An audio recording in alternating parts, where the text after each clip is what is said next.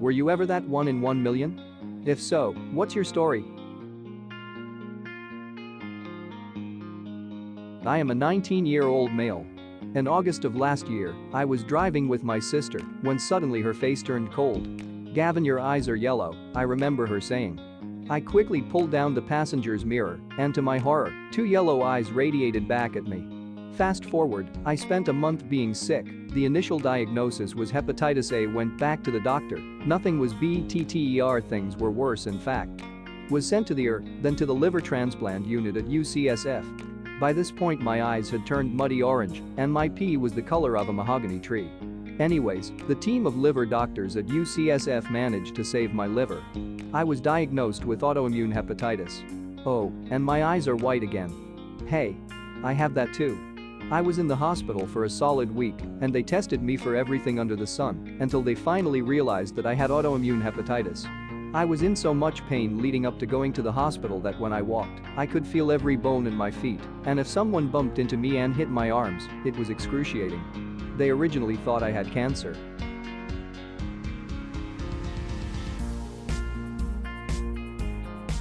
Not me, my wife. We lived in Jacksonville, Florida. She rarely gets sick, but has mild insomnia. Around Wednesday, she had a low fever and complained of aches and sweats at night and trouble sleeping. That weekend she wanted to see the doctor. I told her she probably had the flu, just wasn't used the aches, and she always has trouble sleeping, but if she was still feeling bad Sunday we'd go to a clinic. Saturday night she couldn't sleep, so we made an appointment for Sunday afternoon. But on our way there, sure enough she's feeling better. Doctor checks her out, she's feeling fine now, no fever. He says she probably had meningitis but is recovering. I'm due to go on a business trip to California the next day, Monday, and ask him if he thinks it's fine I go. He says, yeah, no problem. That evening, wife is eating and laughing and all is good. Monday morning I leave early. That afternoon, my neighbor calls and lets me know my wife was wandering in the street in a delirium. My wife didn't know where she was, so the neighbor drove her to the ER. I book a flight home that night. The hospital checks her out. She has a fever, her blood cell count is in the basement, and she is completely out of it mentally. They're not sure what's wrong, and a bunch of specialists start descending on her.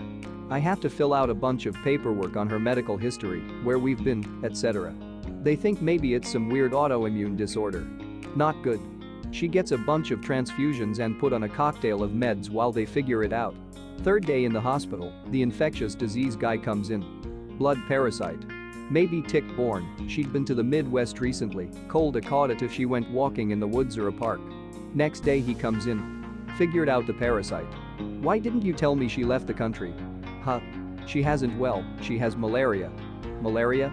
I thought you couldn't get that in the US. You can't, you need to go home and bring me her passport. What the hell?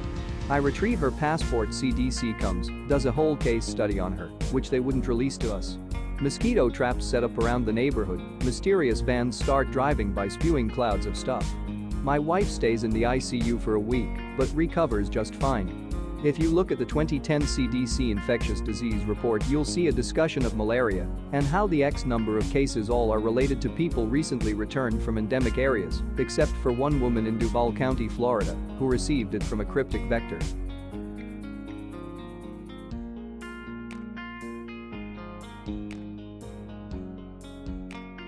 When I was 14 years old, I woke up one day with heavy stomach cramps.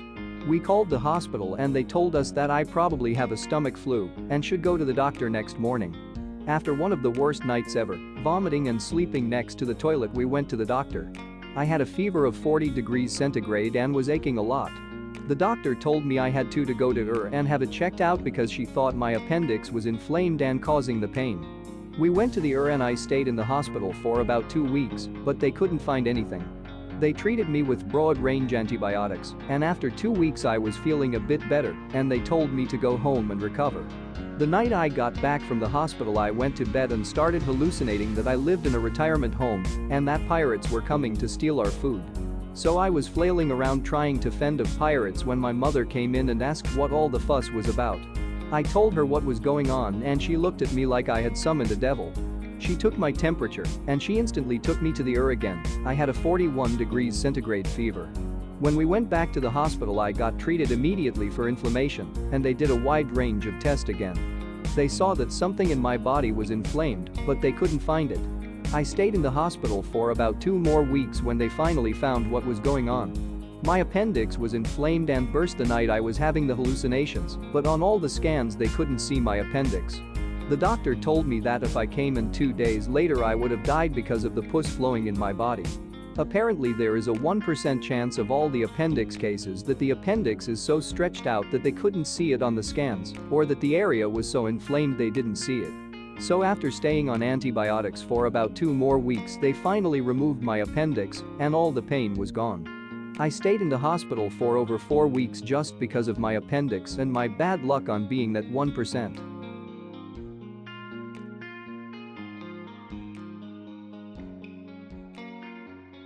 How I met my wife. I'm from the Netherlands, she is from the US. We met in Israel.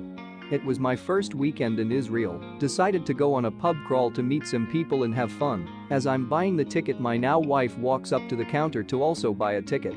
The girl working there introduces us. We hit it off the first night, but I'm leaving in 2 days to stay with friends of friends in the middle of the desert for 3 months. 2 days after I leave I lose my phone, don't have any way to get back in touch with her. I had little money and could stay work with the people in the desert. But I kept thinking about her, so after a week I say I'm leaving. Take the next bus, goes 3 times a week at 5 a.m. and then a train to Tel Aviv. I had no idea how to find her, where to stay and very little money. I email a couple hostels to find a work-stay agreement. Those jobs are very popular and usually planned months in advance. I get an email back when I arrive in Tel Aviv. I can come in for an interview because they have a spot. This is already ridiculously lucky. Right after the interview and dropping of my belongings, I went back to the first hostel to see if they would give me information. They wouldn't give me anything. Now I'm at a loss. Tel Aviv is a city of more than 500,000 people. I don't know anyone and have little more than the clothes on my back. Kind of defeated, I start wandering around exploring the city. After a couple hours I get hungry and decide to treat myself to a restaurant. I'm well out of the tourist area and find a place that's almost empty and rather cheap. I sit down, order a drink and something to eat. As I get my food I see my now wife walking past the restaurant. She sees me, I see her. I'm literally dumbstruck and just kind of grin and wave. Remember how I lost my phone? She didn't know that and just thought I ignored her. She waves and keeps walking. I throw like 200 shekels, way too much, in the table and sprint after her, explained, and the rest is history.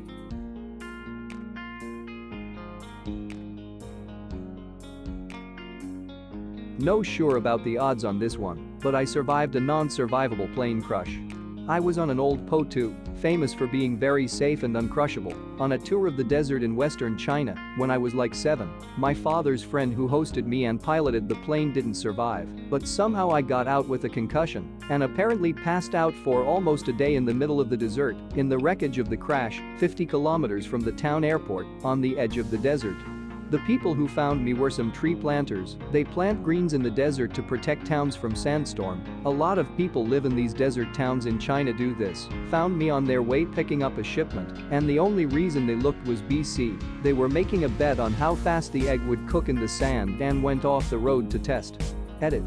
First thing first, according to legends, 15 min. I never tested it though.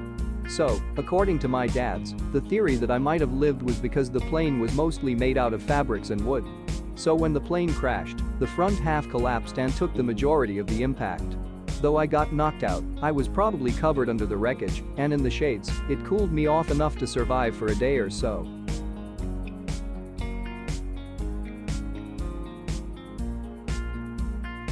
I have an unknown type of autosomal dominant centronuclear myopathy. My type of it is so rare that they haven't even seen it before. Getting diagnosed was a multi-year struggle. They pretty much had to rule out everything else. It doesn't feel great to be in this club by myself. Countless blood draws, MRIs, CAT scans and a biopsy and genetic test. So far, it looks like my father and I are the only ones with it. Yay. Edit. Thank you guys for all the kind messages and support. I really do appreciate it. If anyone is going through the struggle of getting a diagnosis, message me. I can't help with the diagnosis, but I can help with the feelings. Second edit. As a researcher has pointed out, this isn't really rare. Just a type that hasn't really been seen in the population yet. Meaning there is certainly more people out there. Just not tested or diagnosed yet. In the future, I'll probably be 1 in 50,000 to 1 in 100,000. Sorry to make everyone think I was 1 in a million.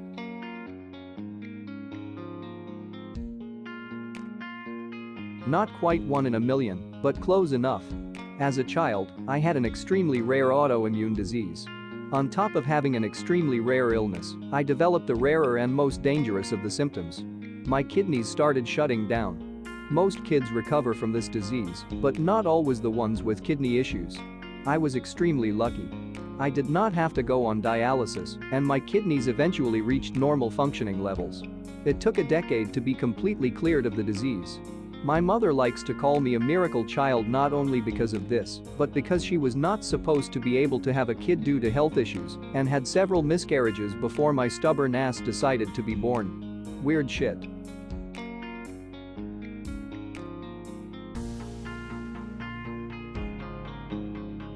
Thanks for watching. If you liked what you saw, please subscribe and like.